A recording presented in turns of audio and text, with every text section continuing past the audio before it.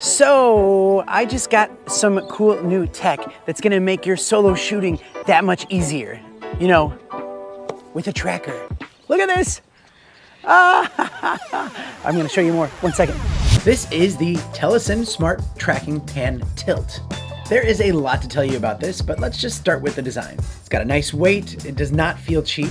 It has a screw thread at the top with a rotary locking platform, a screw thread at the bottom so you could attach it to a tripod or other attachments, power button on the back, and USB-C for charging. In the front, you have two indicator lights, one for tracking status and one for power. And then you have your camera module.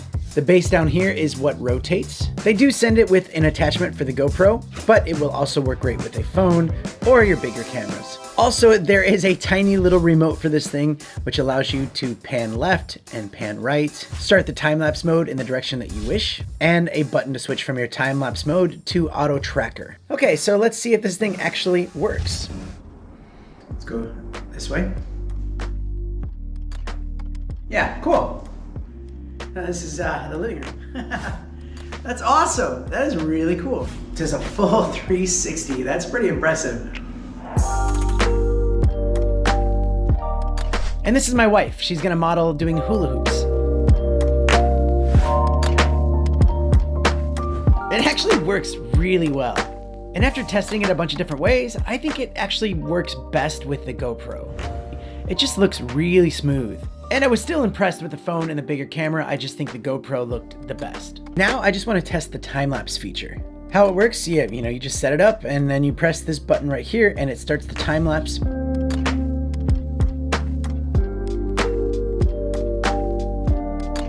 Now you can achieve the same thing with like a kitchen timer or a garden hose timer thing. And I've had all that stuff. And what annoys me about it is that it only goes in one direction. So if you actually want to set up your shot and do a time lapse the other way, you couldn't really do that.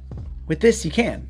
Now, where I find this useful? Well, the obvious, vloggers, YouTubers. If you're a solo person shooting things, how about cooking channels or how-to channels? Maybe you're building something in your garage, so you don't have to cut and move your camera. This will just follow you around. But even further, where I see this being huge is live streams or Zoom sessions. Let's say you're a teacher and you have a class full of kids watching on Zoom. You can set this up, and that way if you move from one side to the other, it will follow you. So yeah, video chatting, live streams.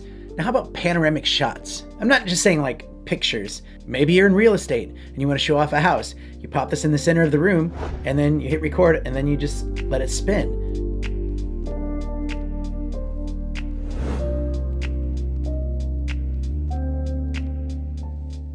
I will actually find a lot of uses for this thing, so it's not going to be the last time you see it on my videos. Actually, you probably won't see it on the videos because it'll be down below the camera. But when you see any of that movement, you're going to be like, I know what that is. I know what that is.